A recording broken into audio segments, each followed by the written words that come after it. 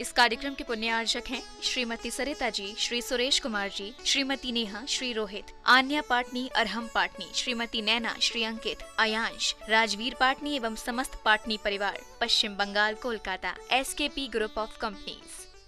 भावना योग प्रवर्तक प्रखर वक्ता परम पूज्य 108 मुनिवर्षी प्रमाण सागर जी मुनिराज की जय जय जय। बोलिए परम पूज्य 108 मुनिवर्षी अरह सागर जी मुनिराज की जय जय जय। प्रिय दर्शकों, जिनवाणी चैनल एवं प्रामाणिक ऐप के माध्यम से प्रसारित होने वाले आज के मंगलमय के प्रातःकालीन कार्यक्रम से जुड़े सभी दर्शकों का, श्रद्धाओं का और श्रद्धालुओं का मैं हार्दिक अभिनंदन करता हूं। मैं आपको लिए चलूं जाप्यानुष्ठान और गुरुदेव के मंगलमय प्रवचन की ओर। उसके पूर्व हम लोग सभी मिल करके सामूहिक रूप से गुरुदेव के मंगल में आशीर्वाद से अपने को अभिषेक करेंगे। तो चलिए, हाथ जोड़िए, मस्तक झुकाइए और बोलिए मेरे साथ, नमोस्तु गुरुदेव, नमोस्तु गुरुदेव, नमोस्तु गुरुदेव। बोलिए मुनिवर्षी प्रमाण सागर जी मुनिराज की जय जय जय। हे गुरुवर, जाप्यानुष्ठान करा के हम लोग को अनुग्रहित करें। नमोस्तु गुरुदेव। नमो। जाप्यानुष्ठान के लिए मानस तैयार करें। ओम सम्यक दर्शनाय नमः।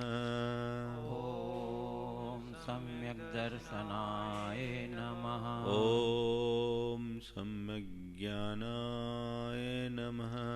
ओम सम्यक ज्ञानाय नमः। ओम सम्यक चारित्राय नमः। ओम सम्यक चारित्राय नमः। ओम ह्रीं जगत शांतिकराय श्री शांतिनाथाय नमः। सर्वोपद्रव शांतिं कुरु कुरु स्वाहा। ओम ह्रीं जगत शांतिकराय श्री शांतिनाथाय नमः। सर्वोपद्रव शांतिं कुरु कुरु स्वाहा। ओम ह्रीं जगत शांतिकराय श्री शांतिनाथाय नमः। सर्वोपद्रव शांतिं कुरु कुरु स्वाहा। ओम ह्रीं जगत शांतिकराय श्री शांतिनाथाय नमः। सर्वोपद्रव शांतिं कुरु कुरु स्वाहा। ओम ह्रीं जगत शांतिकराय श्री शांतिनाथाय नमः। सर्वोपद्रव शांतिं कुरु कुरु स्वाहा। ओम ह्रीं जगत शांतिकराय श्री शांतिनाथाय नमः। सर्वोपद्रव शांतिं कुरु कुरु स्वाहा। ओम ह्रीं जगत शांतिकराय श्री शांतिनाथाय नमः। सर्वोपद्रव शांतिं कुरु कुरु स्वाहा। ओम ह्रीं जगत शांतिकराय श्री शांतिनाथाय नमः। सर्वोपद्रव शांतिं कुरु कुरु स्वाहा। ओम ह्रीं जगत शांतिकराय श्री शांतिनाथाय नमः। सर्वोपद्रव शांतिं कुरु कुरु स्वाहा। ओम ह्रीं जगत शांतिकराय श्री शांतिनाथाय नमः। सर्वोपद्रव शांतिं कुरु कुरु स्वाहा। ओम ह्रीं जगत शांतिकराय श्री शांतिनाथाय नमः। सर्वोपद्रव शांतिं कुरु कुरु स्वाहा। ओम ह्रीं जगत शांतिकराय श्री शांतिनाथाय नमः। सर्वोपद्रव शांतिं कुरु कुरु स्वाहा। ओम ह्रीं जगत शांतिकराय श्री शांतिनाथाय नमः। सर्वोपद्रव शांतिं कुरु कुरु स्वाहा। ओम ह्रीं जगत शांतिकराय श्री शांतिनाथाय नमः। सर्वोपद्रव शांतिं कुरु कुरु स्वाहा। ओम ह्रीं जगत शांतिकराय श्री शांतिनाथाय नमः। सर्वोपद्रव शांतिं कुरु कुरु स्वाहा। ओम ह्रीं जगत शांतिकराय श्री शांतिनाथाय नमः। सर्वोपद्रव शांतिं कुरु कुरु स्वाहा। ओम ह्रीं जगत शांतिकराय श्री शांतिनाथाय नमः। सर्वोपद्रव शांतिं कुरु कुरु स्वाहा। ओम ह्रीं जगत शांतिकराय श्री शांतिनाथाय नमः। सर्वोपद्रवशान्तिं कुरु कुरु स्वाहा। ओम ह्रीं जगच्छान्तिकराय श्री शांतिनाथाय नमः सर्वोपद्रवशान्तिं कुरु कुरु स्वाहा। ॐ ह्रीं जगच्छान्तिकराय श्री शान्तिनाथाय नमः सर्वोपद्रवशान्तिं कुरु कुरु स्वाहा। ओम ह्रीं जगच्छान्तिकराय श्री शांतिनाथाय नमः सर्वोपद्रवशान्तिं कुरु कुरु स्वाहा। ॐ ह्रीं जगच्छान्तिकराय श्री शान्तिनाथाय नमः सर्वोपद्रवशान्तिं कुरु कुरु स्वाहा। ओम ह्रीं जगच्छान्तिकराय श्री शांतिनाथाय नमः सर्वोपद्रवशान्तिं कुरु कुरु स्वाहा। ॐ ह्रीं जगच्छान्तिकराय श्री शान्तिनाथाय नमः सर्वोपद्रवशान्तिं कुरु कुरु स्वाहा। ओम ह्रीं जगच्छान्तिकराय श्री शांतिनाथाय नमः सर्वोपद्रवशान्तिं कुरु कुरु स्वाहा। ॐ ह्रीं जगच्छान्तिकराय श्री शान्तिनाथाय नमः सर्वोपद्रवशान्तिं कुरु कुरु स्वाहा।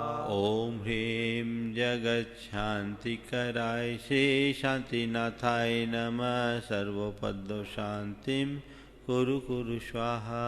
ॐ ह्रीं जगच्छान्तिकराय श्री शान्तिनाथाय नमः सर्वोपद्रवशान्तिं कुरु कुरु स्वाहा। ओम ह्रीं जगच्छान्तिकराय श्री शांतिनाथाय नमः सर्वोपद्रवशान्तिं कुरु कुरु स्वाहा। ॐ ह्रीं जगच्छान्तिकराय श्री शान्तिनाथाय नमः सर्वोपद्रवशान्तिं कुरु कुरु स्वाहा। ओम ह्रीं जगच्छान्तिकराय श्री शांतिनाथाय नमः सर्वोपद्रवशान्तिं कुरु कुरु स्वाहा। ॐ ह्रीं जगच्छान्तिकराय श्री शान्तिनाथाय नमः सर्वोपद्रवशान्तिं कुरु कुरु स्वाहा। ओम ह्रीं जगच्छान्तिकराय श्री शांतिनाथाय नमः सर्वोपद्रवशान्तिं कुरु कुरु स्वाहा। ॐ ह्रीं जगच्छान्तिकराय श्री शान्तिनाथाय नमः सर्वोपद्रवशान्तिं कुरु कुरु स्वाहा। ओम ह्रीं जगच्छान्तिकराय श्री शांतिनाथाय नमः सर्वोपद्रवशान्तिं कुरु कुरु स्वाहा। ॐ ह्रीं जगच्छान्तिकराय श्री शान्तिनाथाय नमः सर्वोपद्रवशान्तिं कुरु कुरु स्वाहा। ओम ह्रीं जगच्छान्तिकराय श्री शांतिनाथाय नमः सर्वोपद्रवशान्तिं कुरु कुरु स्वाहा। ॐ ह्रीं जगच्छान्तिकराय श्री शान्तिनाथाय नमः सर्वोपद्रवशान्तिं कुरु कुरु स्वाहा। ओम ह्रीं जगच्छान्तिकराय श्री शांतिनाथाय नमः सर्वोपद्रवशान्तिं कुरु कुरु स्वाहा। ॐ ह्रीं जगच्छान्तिकराय श्री शान्तिनाथाय नमः सर्वोपद्रवशान्तिं कुरु कुरु स्वाहा। ओम ह्रीं जगच्छान्तिकराय श्री शांतिनाथाय नमः सर्वोपद्रवशान्तिं कुरु कुरु स्वाहा। ॐ ह्रीं जगच्छान्तिकराय श्री शान्तिनाथाय नमः सर्वोपद्रवशान्तिं कुरु कुरु स्वाहा। ओम ह्रीं जगच्छान्तिकराय श्री शांतिनाथाय नमः सर्वोपद्रवशान्तिं कुरु कुरु स्वाहा। ॐ ह्रीं जगच्छान्तिकराय श्री शान्तिनाथाय नमः सर्वोपद्रवशान्तिं कुरु कुरु स्वाहा। ओम ह्रीं जगच्छान्तिकराय श्री शांतिनाथाय नमः सर्वोपद्रवशान्तिं कुरु कुरु स्वाहा ॐ ह्रीं जगच्छान्तिकराय श्री शान्तिनाथाय नमः सर्वोपद्रव शान्तिं कुरु कुरु स्वाहा ॐ ह्रीं जगच्छान्तिकराय श्री शान्तिनाथाय नमः सर्वोपद्रव शान्तिं कुरु कुरु स्वाहा ॐ ह्रीं जगच्छान्तिकराय श्री शान्तिनाथाय नमः सर्वोपद्रव शान्तिं कुरु कुरु स्वाहा ॐ ह्रीं जगच्छान्तिकराय श्री शान्तिनाथाय नमः सर्वोपद्रव शान्तिं कुरु कुरु स्वाहा ॐ ह्रीं जगच्छान्तिकराय श्री शान्तिनाथाय नमः सर्वोपद्रव शान्तिं कुरु कुरु स्वाहा ॐ ह्रीं जगच्छान्तिकराय श्री शान्तिनाथाय नमः सर्वोपद्रव शान्तिं कुरु कुरु स्वाहा ॐ ह्रीं जगच्छान्तिकराय श्री शान्तिनाथाय नमः सर्वोपद्रव शान्तिं कुरु कुरु स्वाहा ॐ ह्रीं जगच्छान्तिकराय श्री शान्तिनाथाय नमः सर्वोपद्रव शान्तिं कुरु कुरु स्वाहा ॐ ह्रीं जगच्छान्तिकराय श्री शान्तिनाथाय नमः सर्वोपद्रव शान्तिं कुरु कुरु स्वाहा ॐ ह्रीं जगच्छान्तिकराय श्री शान्तिनाथाय नमः सर्वोपद्रव शान्तिं कुरु कुरु स्वाहा ॐ ह्रीं जगच्छान्तिकराय श्री शान्तिनाथाय नमः सर्वोपद्रव शान्तिं कुरु कुरु स्वाहा ॐ ह्रीं जगच्छान्तिकराय श्री शान्तिनाथाय नमः सर्वोपद्रव शान्तिं कुरु कुरु स्वाहा ॐ ह्रीं जगच्छान्तिकराय श्री शान्तिनाथाय नमः सर्वोपद्रव शान्तिं कुरु कुरु स्वाहा ॐ ह्रीं जगच्छान्तिकराय श्री शान्तिनाथाय नमः सर्वोपद्रव शान्तिं कुरु कुरु स्वाहा ॐ ह्रीं जगच्छान्तिकराय श्री शान्तिनाथाय नमः सर्वोपद्रव शान्तिं कुरु कुरु स्वाहा ॐ ह्रीं जगच्छान्तिकराय श्री शान्तिनाथाय नमः सर्वोपद्रव शान्तिं कुरु कुरु स्वाहा ॐ ह्रीं जगच्छान्तिकराय श्री शान्तिनाथाय नमः सर्वोपद्रव शान्तिं कुरु कुरु स्वाहा ॐ ह्रीं जगच्छान्तिकराय श्री शान्तिनाथाय नमः सर्वोपद्रव शान्तिं कुरु कुरु स्वाहा ॐ ह्रीं जगच्छान्तिकराय श्री शान्तिनाथाय नमः सर्वोपद्रव शान्तिं कुरु कुरु स्वाहा ॐ ह्रीं जगच्छान्तिकराय श्री शान्तिनाथाय नमः सर्वोपद्रव शान्तिं कुरु कुरु स्वाहा ॐ ह्रीं जगच्छान्तिकराय श्री शान्तिनाथाय नमः सर्वोपद्रव शान्तिं कुरु कुरु स्वाहा ॐ ह्रीं जगच्छान्तिकराय श्री शान्तिनाथाय नमः सर्वोपद्रव शान्तिं कुरु कुरु स्वाहा ॐ ह्रीं जगच्छान्तिकराय श्री शान्तिनाथाय नमः सर्वोपद्रव शान्तिं कुरु कुरु स्वाहा ॐ ह्रीं जगच्छान्तिकराय श्री शान्तिनाथाय नमः सर्वोपद्रव शान्तिं कुरु कुरु स्वाहा ॐ ह्रीं जगच्छान्तिकराय श्री शान्तिनाथाय नमः सर्वोपद्रव शान्तिं कुरु कुरु स्वाहा ॐ ह्रीं जगच्छान्तिकराय श्री शान्तिनाथाय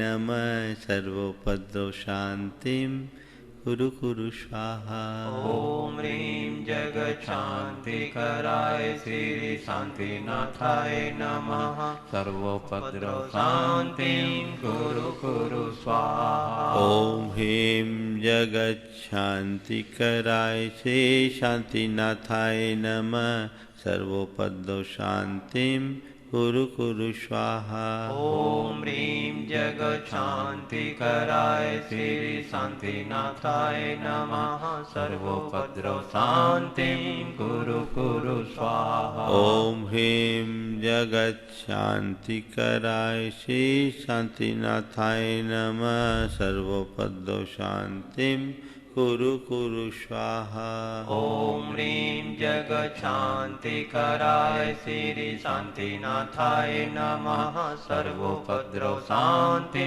कुरु कुरु स्वाहा ॐ ह्रीं जगच्छान्तिकराय श्री शान्तिनाथाय नमः सर्वोपद्रवशान्तिं कुरु कुरु स्वाहा ॐ ह्रीं जगच्छान्तिकराय श्री शान्तिनाथाय नमः सर्वोपद्रवशान्तिं कुरु कुरु स्वाहा ॐ ह्रीं जगच्छान्तिकराय श्री शान्तिनाथाय नमः सर्वोपद्रवशान्तिं कुरु कुरु स्वाहा ॐ ह्रीं जगच्छान्तिकराय श्री शान्तिनाथाय नमः सर्वोपद्रवशान्तिं कुरु कुरु स्वाहा ॐ ह्रीं जगच्छान्तिकराय श्री शान्तिनाथाय नमः सर्वोपद्रवशान्तिं कुरु कुरु स्वाहा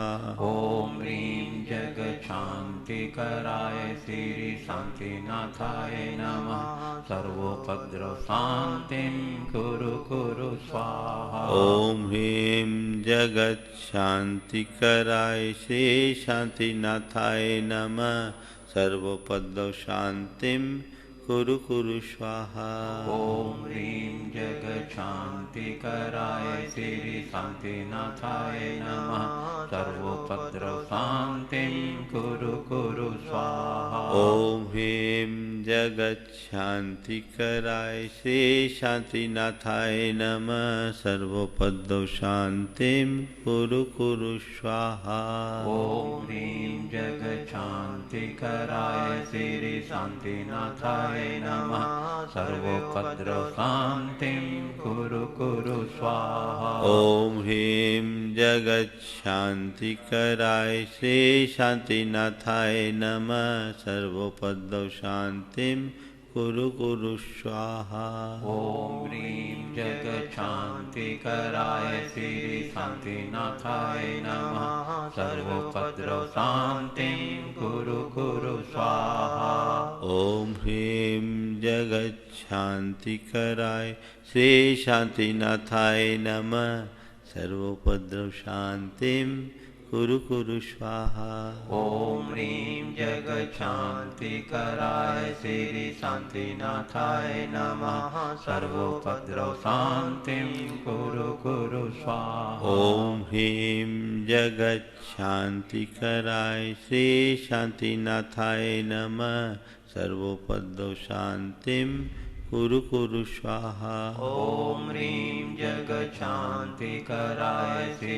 शान्तिनाथाय नमः सर्वोपद्रवशान्तिं कुरु कुरु स्वाहा ॐ ह्रीं जगच्छान्तिकराय श्री शान्तिनाथाय नमः सर्वोपद्रवशान्तिं कुरु कुरु स्वाहा ॐ ह्रीं जगच्छान्तिकराय श्री शान्तिनाथाय नमः सर्वोपद्रवशान्तिं कुरु कुरु स्वाहा ॐ ह्रीं जगच्छान्तिकराय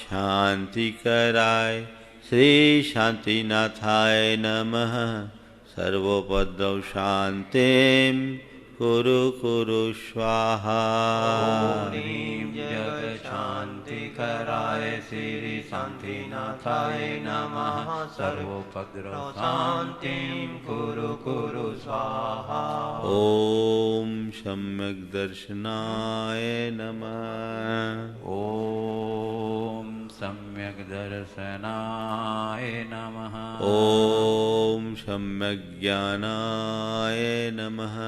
ॐ सम्यक् ज्ञानाय नमः। ॐ सम्यक् चारित्राय नमः। ॐ सम्यक् चारित्राय नमः। जय बोलो शांतिनाथ भगवान की जय। बोलिए संत शिरोमणि परम पूज्य 108 आचार्य गुरुवर विद्यासागर जी महामुनिराज की जय जय जय। परम पूज्य 108 मुनिश्री प्रमाण सागर जी मुनिराज की जय जय जय। परम पूज्य 108 मुनिश्री अरहत सागर जी मुनिराज की जय जय जय। पूज्य प्रिय दर्शकों, मैं आपको लिए चलूं गुरुदेव की मंगलमय देशना की ओर। उसके पूर्व मैं जानता हूं कि आप दृढ़ता से प्रतीक्षारत हैं गुरुदेव के मंगलमय आशीर्वाद के। तो चलिए हाथ जोड़िए, मस्तक झुकाइए और बोलिए मेरे साथ, नमोस्तु गुरुदेव, नमोस्तु गुरुदेव, नमोस्तु गुरुदेव। हे गुरुवर, अपनी मंगलमयी देशना से संबोधित कर हम लोगों की दात करें। बोलिए मुनिवर श्री प्रमाण सागर जी महाराज की जय। सभी लोग अपने हाथ जोड़ लें और मेरे साथ महामंत्र के लिए मानस तैयार करें।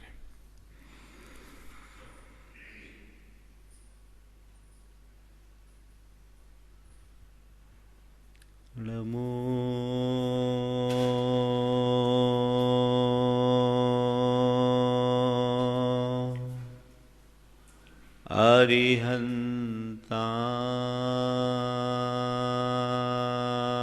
अरिहन्ताणं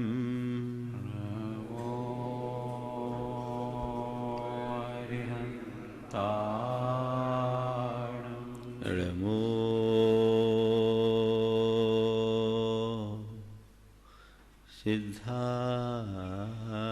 सिद्धाणं नमो सिद्धाणं नमो आयर्याणं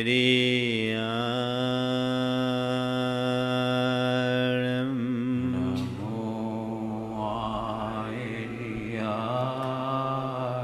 नमो उवज्झायाणं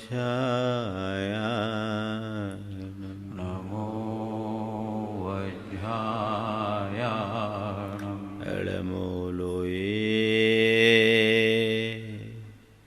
सवशाहुनं नमो लोये सवसाहुनं एषो पञ्चेणमुयारो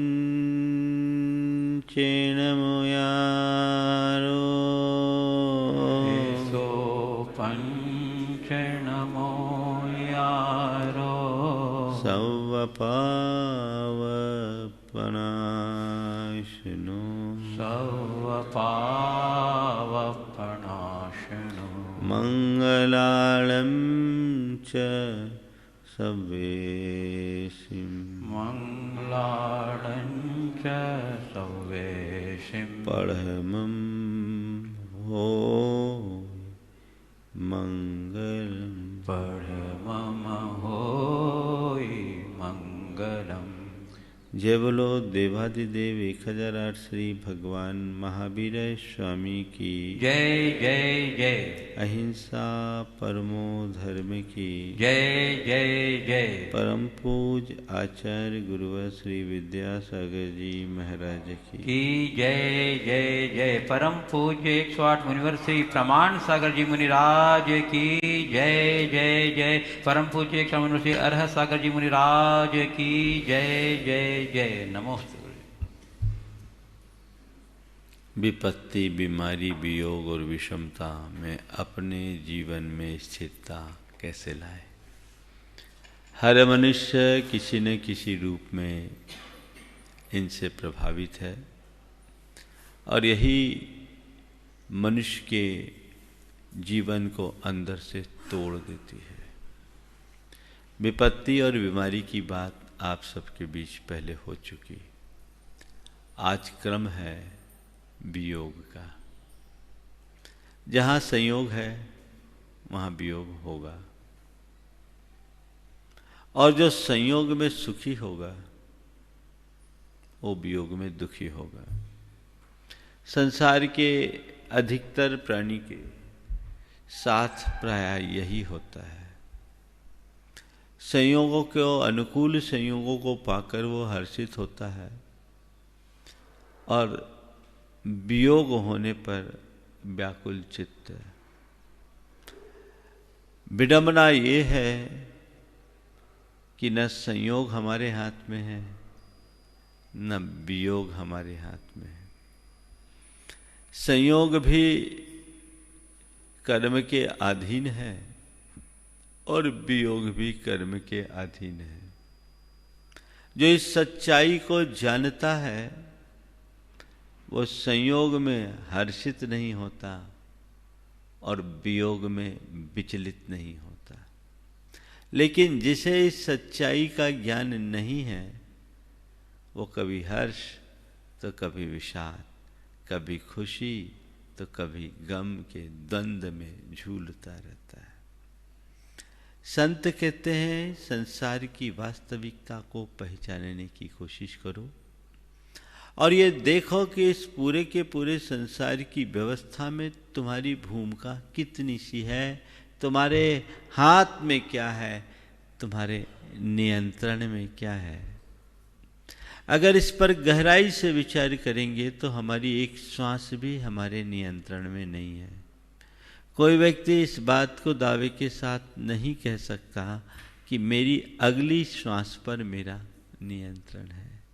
ये एक प्रकृति की व्यवस्था है। उस व्यवस्था को जो समझते हैं, जानते हैं, वे कभी दुखी नहीं होते और जो इस व्यवस्था से अनजान होते हैं वे कभी सुखी नहीं होते। सवाल वियोग का है। तो संयोग और वियोग तो सृष्टि का धर्म है। अगर थोड़ी देर के लिए विचार करें कि केवल संयोग होता और वियोग नहीं होता तो इस धरती का क्या हाल होता। कभी आप कल्पना कर सकते हो? आज इस दुनिया में केवल रोज रोज जन्म हो मरण ना हो तो क्या होता। अभी ऐसी जनसंख्या की समस्या है, हमारे लिए तो जगह ही नहीं बचती क्या? आभार मानो अपने पुरखों का जो हमारे लिए जगह खाली करके गए। है कि नहीं ये हकीकत? जीवन की एक बहुत बड़ी सच्चाई है। हमारे पहले हमारे पुरखे हमारे लिए जगह खाली करके गए हैं तो हमें भी जगह खाली करके जाना होगा। और प्रकृति जीवंत तभी होती है जब पुराने पत्ते झड़ते हैं, नई कोपलें फूटती है। अगर पत्ते झड़ेंगे नहीं तो नए कोपल फूटने का अवसर कहां आएगा? ये सृष्टि का नियम है, ये चक्र चलेगा। सूरज उगा है तो उसे अस्ताचल में जाना होगा। थोड़ी देर के लिए सोचो, सूरज उगे और उगा ही रहे, रात ना हो तो क्या बात होगी? महाराज गर्मी में ऐसे ही 13-14 घंटा का दिन हो रहा है तो विचलित करता है। अगर 24 घंटे का दिन हो तो हाल बेहाल। दिन के बाद रात, रात के बाद प्रभात, संयोग के बाद वियोग, वियोग के बाद संयोग, ये सृष्टि का नियम है।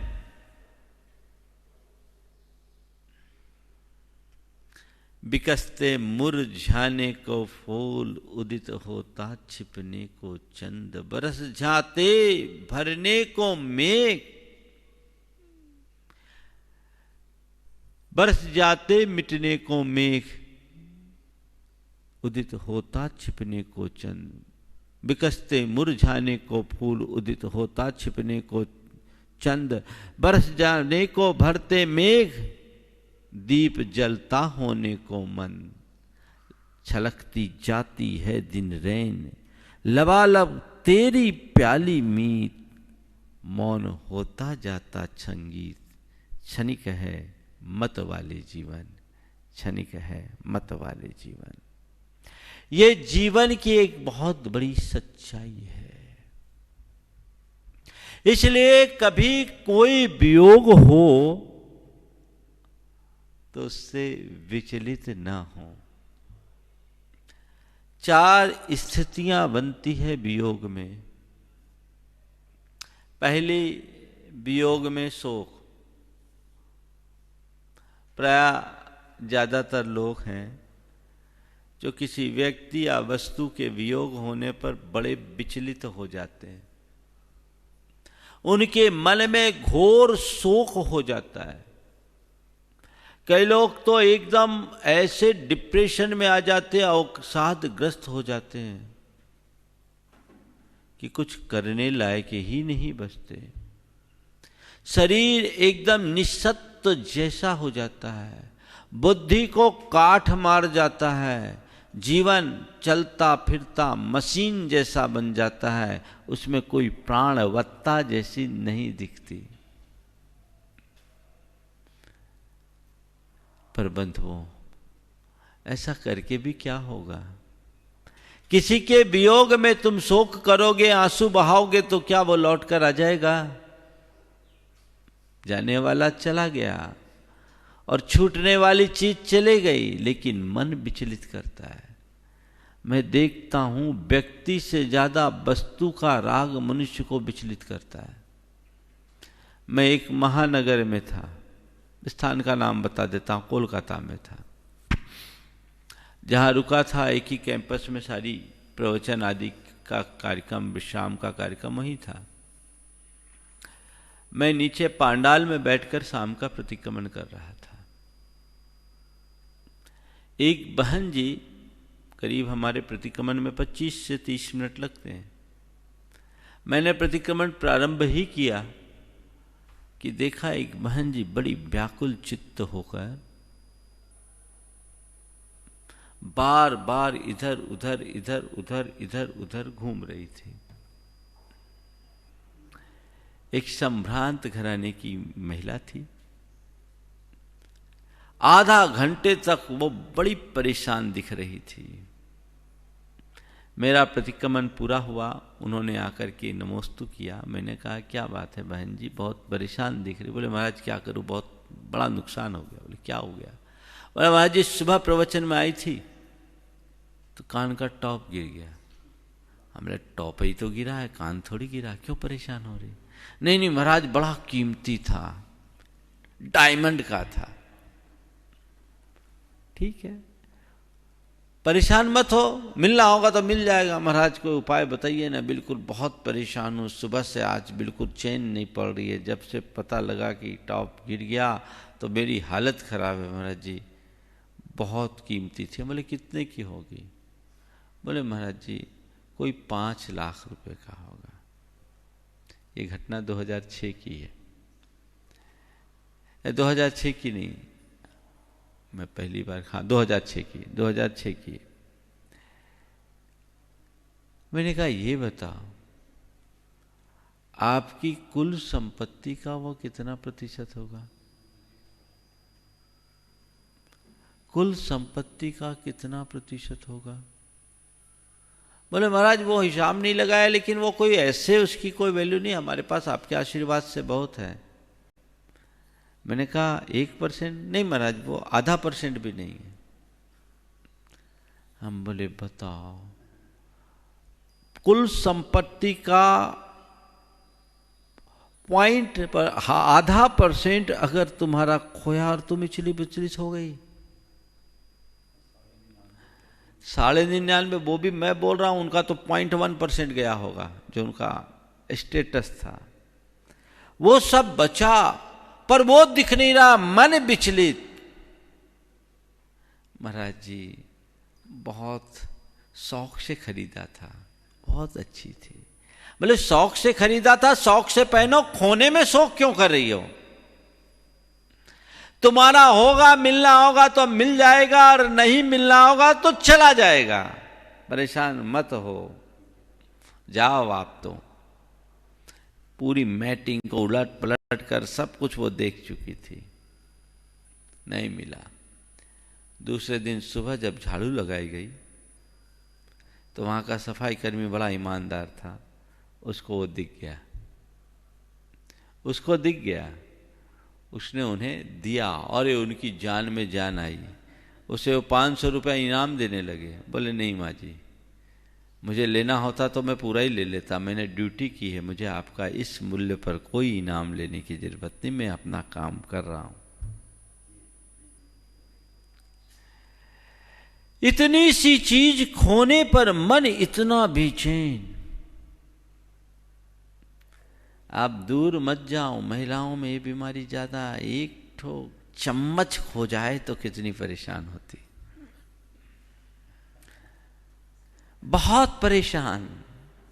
ये ठीक है, चीजें संभाल कर रखना उनका धर्म है, रखना भी चाहिए, लापरवाही नहीं, लेकिन इतना विचलित मत हो कि तुम्हारी नींद उड़ जाए। ये आसक्ति का प्रतिफल है। ये आसक्ति जितनी प्रगाढ़ होगी उतना दुखी होगे। एक उदाहरण ये, एक दूसरा उदाहरण बताता हूं। वियोग में शोक, वियोग में बोध, वियोग में वैराग और वियोग में क्षमता, 4 स्थितियां हैं। शोक, बोध, वैराग, क्षमता, आज उन्हीं की बात करूंगा। अभी वियोग में शोक का आपने देखा, वस्तु के, अभी पूरी बातें करना है मुझे। दूसरा उदाहरण बोध का और क्षमता का। 2015 में जयपुर से महावीर जी की वंदना के लिए हमने रथावर्तन आयोजन किया। उसमें हजारों लोग पैदल यात्रा किए जयपुर से महावीर जी तक।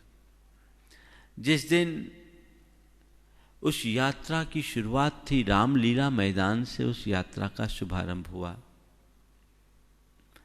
लगभग 25 से 30 हजार लोगों का समूह वहां एकत्रित था। उस रथ यात्रा की शुरुआत अशोक जी, सुशीला जी पाटनी ने परिवार सहित की। यात्रा हुई, वे हमारे साथ लगभग 5-7 किलोमीटर चले भी। 5-1 किलोमीटर चलने के बाद 5-1 किलोमीटर चलने के बाद सुशीला जी को अचानक पता चला उनकी अंगूठी का एक नख कहीं भीड़ में गिर गया। अशोक जी, सुशीला जी दोनों मेरे साथ थे। रास्ते में विश्राम करने के लिए एक स्थान पे हम लोग पेड़ की छाया में बैठे हुए थे। किसी से मालूम पड़ा कि इनकी अंगूठी गिर गई। सुशीला जी ने अशोक जी को बताया, बोला अपनी सच्ची कमाई की होगी तो मिल जाएगा, और बेईमानी की होगी तो चला जाएगा, और गया सो गया, अपनी किस्मत थोड़ी गई। सब लोग जानते हैं अशोक जी का क्या स्टेटस है, और सुशीला जी जो ऑर्नामेंट पहनती हैं उनकी कीमतें क्या होगी। वो रंच मात्र विचलित नहीं, दोनों के दोनों।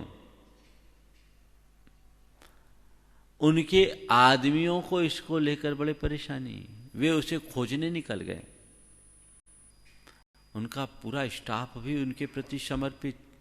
ऐसा बड़े पुण्याई से होता है, और ऐसा व्यक्तित्व होता है तभी। अपनी चीज के लिए लोग उतना तलाश नहीं करते, पर ना बोले वो सब खोजबीन में लग गए।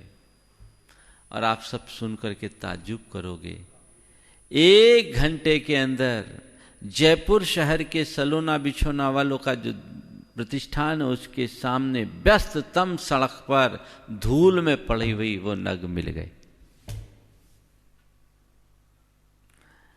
मिलने पर भी सम और खोने में भी सम, यह है वियोग में बोध और समता। दूसरा होता 10 सुनाता, क्यों इतनी भीड़ में इतना पहन करके निकलते हो, ये कोई तरीका है, क्या जरूरत है इतना प्रदर्शन करने के लिए। 4 तो अपनी घरवाली को सुनाता, या जिसका खोया वो परेशान, आंसू बहाना, सब छोड़ छाड़ के खोजो खोजो, कहाँ गया, ये गया वो गया। अरे भाई, इसके बाद भी उसे हासिल करना कोई सुनिश्चित थोड़ी है। विचलित क्यों हो? मैं ये नहीं कहता कि कोई चीजें खोए तो तुम उसे खोजो मत। मैं कहता हूं चीजें खोए खोजो पर चैन मत खो। अपनी चैन बचाकर जियो। चीजें तो बाद में खोती है, चैन पहले खो देते हैं। ये बेचैनी क्यों? वियोग में शोक व्यक्ति का हो या वस्तु का। अभी वस्तु की बात की, अब व्यक्ति की बात करता हूं, शोक की और बोध की। एक व्यक्ति की धर्मपत्नी आत्महत्या कर ली छत से कूद करके। वो व्यक्ति 60 साल का था, उसकी धर्मपत्नी 58 साल की थी। धर्मपत्नी के आत्महत्या के बाद वो व्यक्ति टूट गया और डिप्रेशन का शिकार हो गया। वो अपनी पत्नी के साथ हुई इस घटना को समझ नहीं पाया, स्वीकार नहीं कर पाया। वियोग में शोक डिप्रेशन का कारण बन गया। बहुत सारे लोग आपको ऐसे मिलेंगे जिनके जीवन में किसी प्रकार का वियोग हुआ, कोई प्रिय व्यक्ति गया और रो रो के आधा हो गया, टूट गया। पर एक दूसरा उदाहरण बताता हूं। 32 साल की एक बहन ने अपने पति को खोया। 8 साल का बेटा 32 साल की उम्र में अपने पति को खोई। बहुत बड़ा आघात था, लेकिन तत्वज्ञानी थी, जीवन की वास्तविकता को समझती थी। वो रंच मात्र विचलित नहीं हुई। उसने केवल इतना ही कहा, संयोग हमारे अधीन नहीं है। मेरे और मेरे पति का संयोग इतने ही दिन का था, वे चले गए, अब लौट के नहीं आ सकते। बस मैं अब यही समझती हूँ, शायद प्रकृति को मुझे दोहरी जिम्मेदारी देनी थी।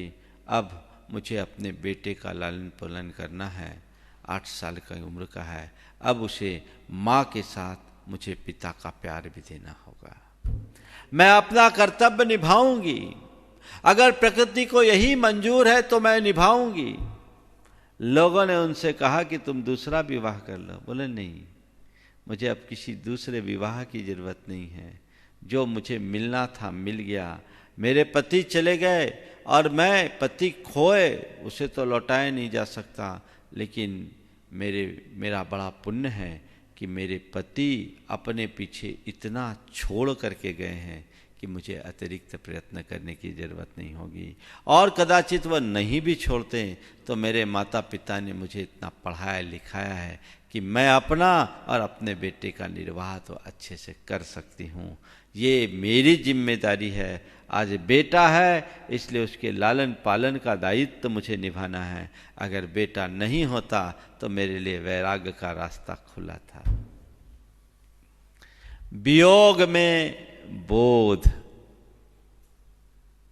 सीख लो, पाठ पढ़ो। संयोग वियोग मेरे अधीन नहीं है, पर मेरी बुद्धि मेरे अधीन है। धर्म कहता अपनी बुद्धि को स्वस्थ रखो, उसे संतुलित बना के रखो। जीवन में कब किसके साथ क्या घटना घट जाए कहा नहीं जा सकता, इसलिए विचलित मत हो। शोक त्यागो, मौसात अवसाद त्यागो। अपने अंदर बोध जगाओ। इस बोध का भाव जिस मनुष्य के हृदय में जागृत होता है, उसके जीवन में बड़ी बड़ी घटनाएं घट जाए तो भी वो टूटता नहीं, मजबूत बनता है। ये तो संसार है। संसार में रोज ऐसे अनेक प्रकार की घटनाएं घटती रहती है। सहज रूप में भी या किसी दुर्घटना से प्रेरित होकर भी ये चलेगा। देखो वियोग में बोध और वैराग्य कैसे होता है। 2 साल पुरानी घटना है। नांदेड़ में एक विजय भाई है, विजय विद्या काशलीवाल, जुड़े हुए हैं, पूरा परिवार बहुत जुड़ा हुआ। उनका इकलौता बेटा है, गुणायतन के शिरोमणि संरक्षक हैं। उनका इकलौता बेटा रोहिल 25 साल की उम्र में, 25 साल की उम्र में दुकान में बैठा था। 1 माह पहले उसका विवाह हुआ था, 1-2 माह पहले दुकान में बैठा, बाउचर काटा, कैश लिया, कैश में पैसा डाला, ड्रॉअर बंद किया और ड्रॉअर बंद करने के बाद बैठे ही बैठे सब कुछ समझो कुछ सेकेंड में पूरा हो गया, 2-3-4 सेकेंड में, जैसे किसी ने स्विच ऑफ किया हो। ये सब सीसी कैमरे से जो फुटेज आया उसके आधार पर बताया। तुरंत उसे अस्पताल ले जाया गया, पर वो ऑन स्पॉट जा चुका था। कार्डियक अरेस्ट था, हार्ट फेल हुआ। 25 साल की उम्र में, बहुत होनहार युवक था। उस घड़ी में उसके माता पिता ने अपने अंदर गजब की स्थिरता रखी, और साथ ही जो बहू थी उस बहू ने भी अपने अंदर स्थिरता रखी। ठीक है, चला गया। मेरा और इनका इतने ही दिन का संयोग था। सहज भाव से स्वीकार लिया। अभी ये प्रवचन सुन रहे होंगे, वो सहज भाव से स्वीकार लिया। लोग उनके तीसरे में गए, एनसी जैन, एनएल जैन वगैरह गए थे, ने बताया महाराज इतनी बड़ी विपत्ति में इतना धैर्य हमने जीवन में कभी नहीं देखा। उसके बाद वो बहू भी मेरे पास आई कुछ दिन बाद। स्थिर चित्त उन्होंने इस वियोग को वैराग्य का निमित्त बना लिया।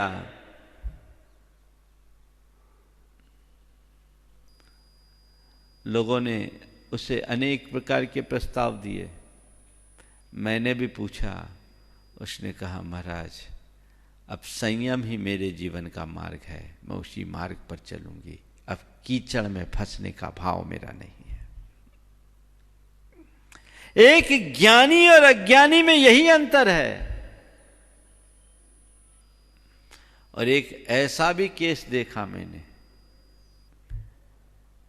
जिसके पति की मृत्यु हुई, भतीजे से विवाह किया, उसकी मृत्यु हो गई तो फिर तीसरा विवाह किया, और जिससे विवाह किया वो भी नहीं रहा। क्या खेल है जीवन का। वियोग में वैराग्य हो, वियोग में बोध हो, वियोग में स्थिरता हो। अपने हृदय में ऐसा भाव जागृत करने का प्रयास और पुरुषार्थ कीजिए, तब कहीं जाकर हमारा जीवन सफल और सार्थक होगा। धर्म ज्ञान इसमें बहुत बड़ा निमित्त बनता है, माध्यम बनता है। जो सच्चे अर्थों में धर्म को समझने वाले हैं, तत्व को समझने वाले हैं, वो इस घड़ी में स्थिरता रखते हैं, और जो केवल ऊपरी ज्ञान रखते हैं वो अंदर से टूट जाते हैं। कब कैसा संयोग हो जाए पता नहीं, किसके साथ कब क्या घटना घट जाए पता नहीं। इसलिए जीवन के किस मोड़ पर कब क्या घटना घट जाए इसका कोई भरोसा नहीं। इसे समझते हुए जितने दिन जियो अनासक्ति से जियो, बोध के साथ जियो, ना आसक्ति रखो ना अभिमान। ये आसक्ति और अभिमान मनुष्य को तोड़ती है, इससे अंदर से वो टूट जाता है। जीवन की सही समझ हो, संसार है क्या? एक सपना ही तो है। संसार है क्या? एक सपना है, एक भ्रम है जिसे हमने अपना यथार्थ मान रखा है। और जब वो सपना टूटता है, मन विचलित होता है। रात सोने में व्यक्ति कितने भी रंगीन सपने देखे,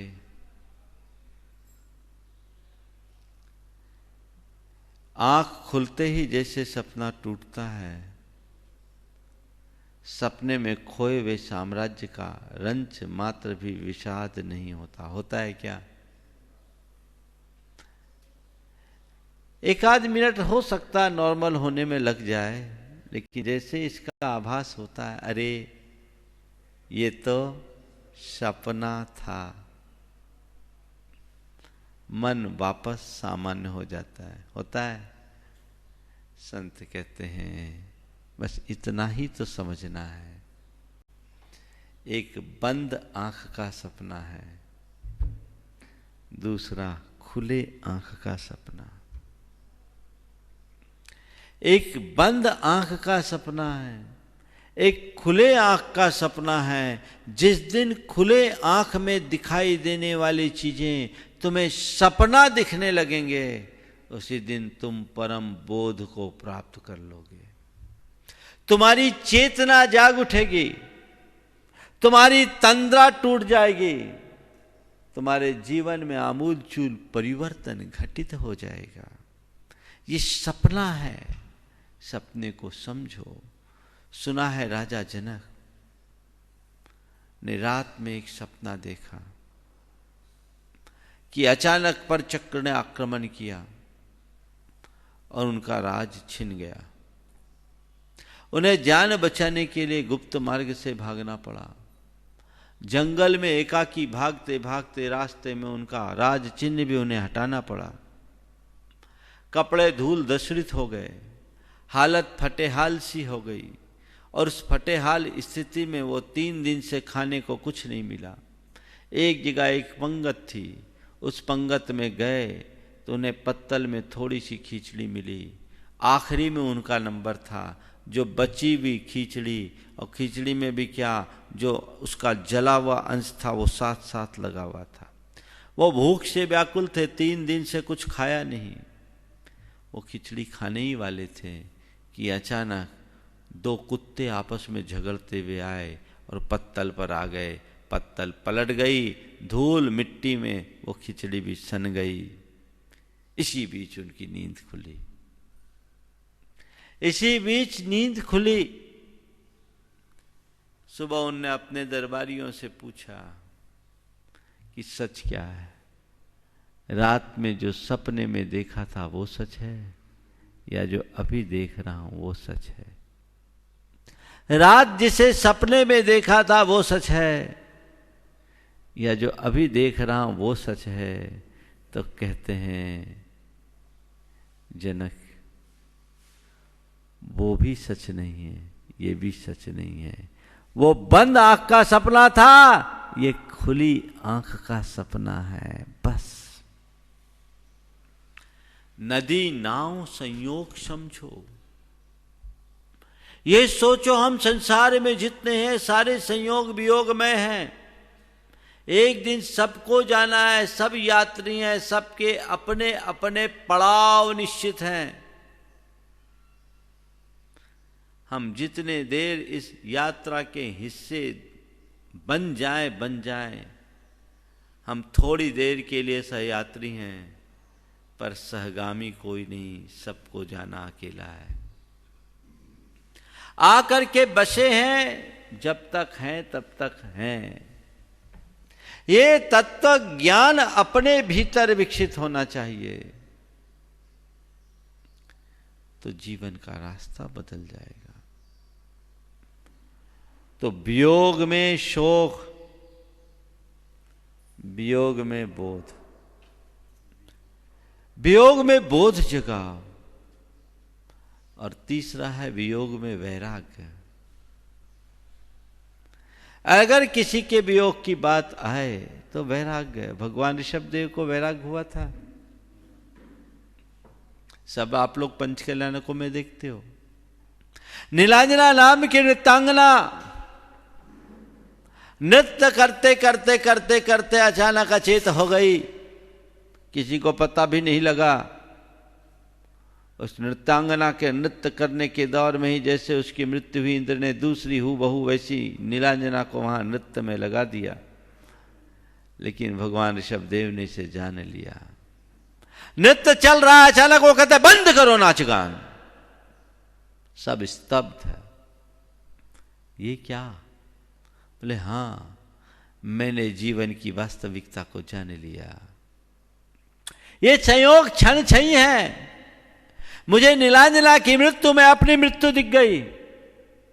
ये नृत्य करती करती नीलांजना जैसे चले गई, कल मेरी चेतना भी कब खत्म हो जाए पता नहीं। जीवन में किसके पास कितनी सांसें हैं किसी को पता नहीं। यह काया भी अमर नहीं है और माया भी अमर नहीं है, सब नश्वर है। मुझे अपने आत्मा के अमरत्व को प्राप्त करना है। अब बाहर की किसी नीलांजना से कोई प्रयोजन नहीं। भीतरी नीलांजना का बोध हो गया। वैराग आसक्ति खत्म। सारा राजपाट साम्राज्य छोड़कर वो निकल गए। वियोग में वैराग्य। आप लोगों को भी वैराग्य होता है, पर वो शमशानिया वैराग, थोड़ी देर के लिए। अब तो शमशान में भी वैराग्य नहीं बचा। लोग बड़े पक्के हो गए। एक आचार्य ने बहुत अच्छी बात लिखी कि तुम्हारे द्वारा जन्म जरा मृत्यु से उत्पन्न दुख जानने, देखने और सुनने में आते हैं। जानिज्य चिंतिज्य जन्म जरा संभवम दुखम नहु विषयेषु विरज्जयी अहो सुबद्धो कवडगंथी। कि तुम्हारे द्वारा जन्म जरा और मृत्यु से उत्पन्न दुख जानने में आता है, देखने में आता है, अनुभव में आता है, लेकिन फिर भी तुम्हारे हृदय में वैराग्य का अंकुर नहीं फूटता। ऐसा लगता है कि तुम्हारी माया की गांठ बड़ी प्रगाढ़ है। तुम्हारे मन में इन सब चीजों से वैराग्य नहीं, इनका कोई भय नहीं, डर नहीं। ऐसा लगता है कि तुम अहो सुभट हो, भव भय विहीन हो। तुम ऐसे सुभट हो कि तुम्हारे अंदर संसार का कोई भय नहीं है। वैराग्य जगाओ। जीवन के मूल तत्व को पाने का लक्ष्य बनाओ। ये मनुष्य पर्याय बार बार मिलने वाली नहीं है। थोड़ी देर के लिए सोचो, अगर मेरी सांस आखिरी सांस बन जाए तो फिर क्या होगा? अगली सांस का किसी को भरोसा नहीं। एक पल के लिए आंखें बंद करके कल्पना करो, यदि इसी स्थिति में मेरा प्राणांत होता है तो मैंने क्या किया? कुछ नहीं होगा। ठटरी बंधेगी, लोग दाग दे आएंगे, एक दिन शोक सभा होगी, 2-4 लोग कुछ मेरी प्रशंसाओं में कसीदे काढ़ेंगे। मरने के बाद तो सबकी प्रशंसा होती है, आलोचक भी प्रशंसा करने लगते। उसके बाद तुम कहां जाओगे? तुम्हारी क्या दशा होगी? इसके विषय में सोचो।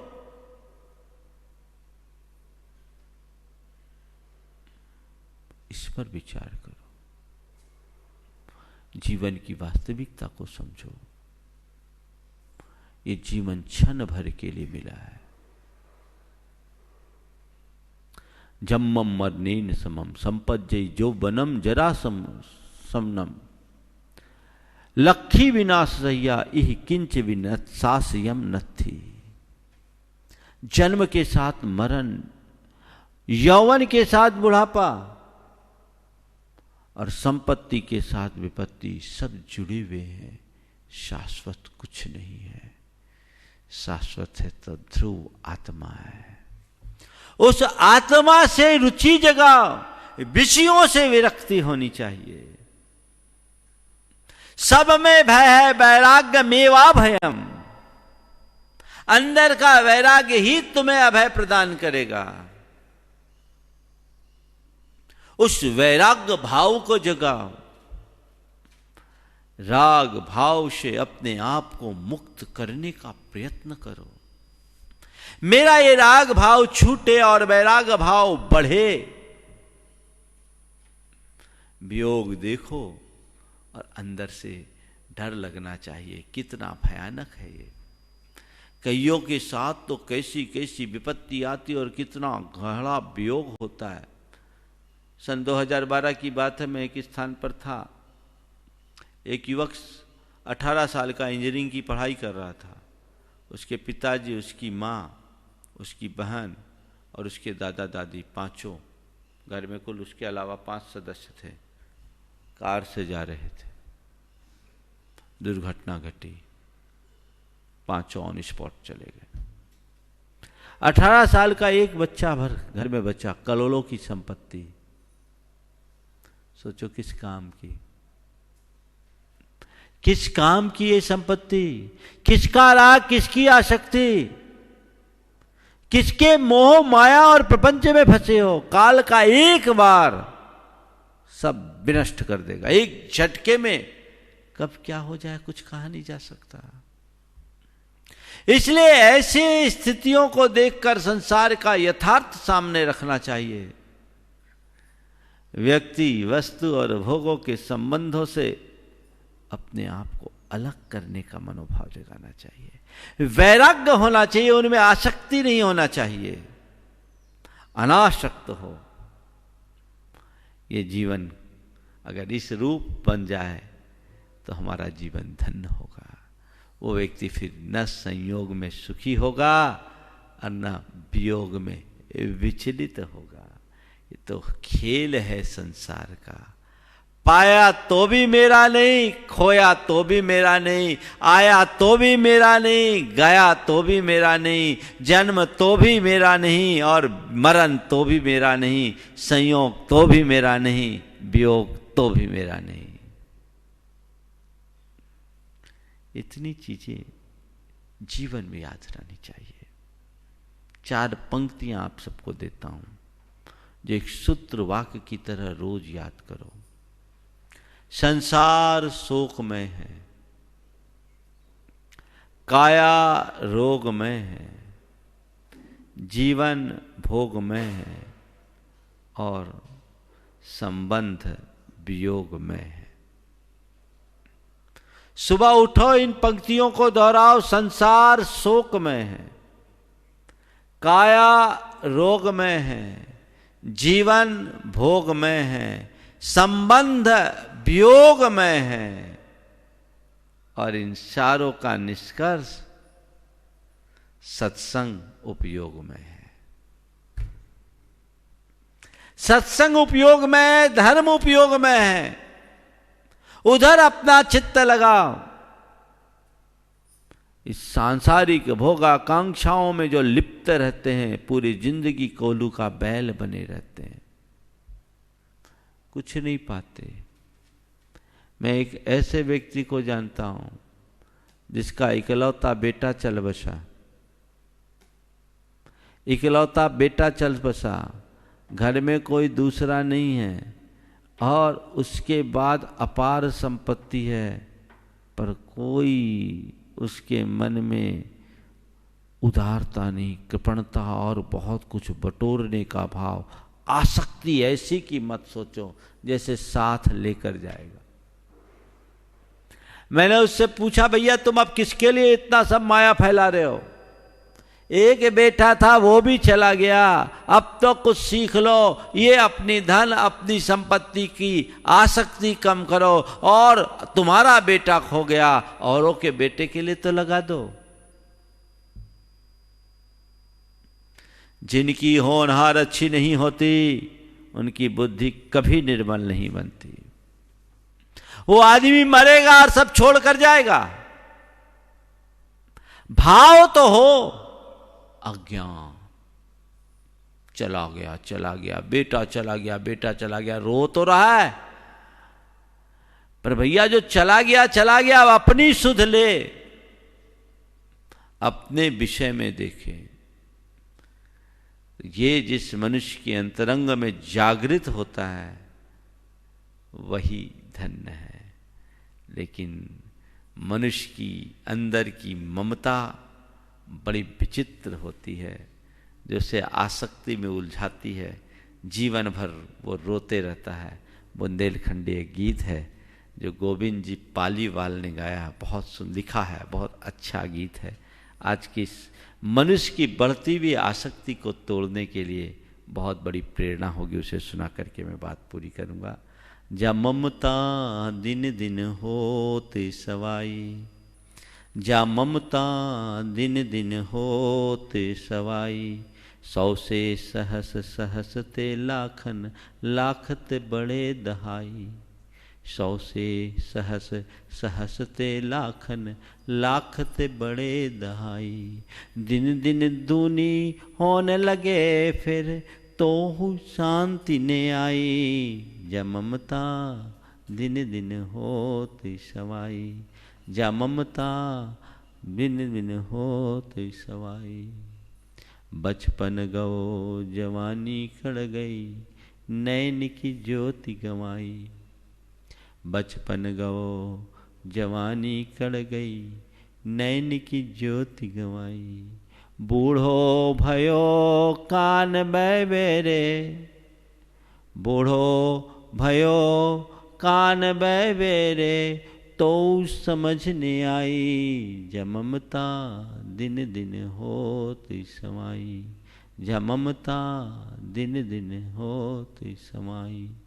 नाक झिरे झिरना की नाई, गले में जम गई काई। नाक झिरे झिरना की नाई, नाक से झरना झर रहा है। नाक झिरे झिरना की नाई, गले में जम गई काई। मुंह में से बत्ती सही भग गए, नाक झिरे झिरना की नाई, गले में जम गई काई। मुंह में से बत्ती सही भग गए, किले की बन गई खाई। जा ममता दिन दिन होती समाई, जा ममता दिन दिन होती समाई। भाई बंधु कोनो पूछत नहीं, दुर्दशा। भाई बंधु कोनो पूछत नहीं, मन में गुर्राए लुगाई। भाई बंधु कोनो पूछत नहीं, मन में गुर्राए लुगाई। और इनखे मारे जी उकता गो। भाई बंधु कोनो पूछत नहीं, मन में गुर्राए लुगाई। इनखे मारे जी उकता गो, इन्हें मौत नहीं आई। जा ममता दिन दिन होते सवाई, जा ममता दिन दिन होते सवाई। कंक्लूजन। झूठे जग की ममता में तो काल अनंत गंवाई। झूठे जग की ममता में तो काल अनंत गंवाई। अजहू चेत जाओ तुम गोविंद, अजहू चेत जाओ तुम गोविंद, सदगुरु मिले सहाई। जा ममता दिन दिन होती सवाई, जा ममता दिन दिन होती सवाई। तो इस ममता की आँच में झुलसते झुलसते हमने अपने न जाने कितने जीवन बर्बाद कर डाले। जीवन के यथार्थ को समझिए, अपने चिरंतन सत्य को पहचानने की कोशिश कीजिए और संयोग वियोग में समता का अभ्यास कीजिए। वियोग मेरे हाथ में नहीं, संयोग मेरे हाथ में नहीं, लेकिन मेरी बुद्धि मेरे हाथ में है। उस बुद्धि को मैं निर्मल बना करके चलूँगा, निश्चित अपने जीवन को सुखी बना सकूँगा। समय आप सबका हो गया। यहीं पर विराम। बोलिए परम पूज्य आचार्य गुरुवर श्री विद्यासागर जी महाराज। बोलिए परम पूज्य 108 मुनिवर श्री प्रमाण सागर जी मुनिराज की। बोलिए परम पूज्य 108 मुनिवर श्री अरहत सागर जी मुनिराज की। बंधु इस कार्यक्रम के पुण्यार्चक थे श्रीमती सरिता जी, श्री सुरेश कुमार जी, श्रीमती नेहा, श्री रोहित, आन्या पाटनी, अरहम पाटनी, श्रीमती नैना, श्री अंकित, आयांश, राजवीर पाटनी एवं समस्त पाटनी परिवार, Paschim Bangal, Kolkata, SKP group of companies.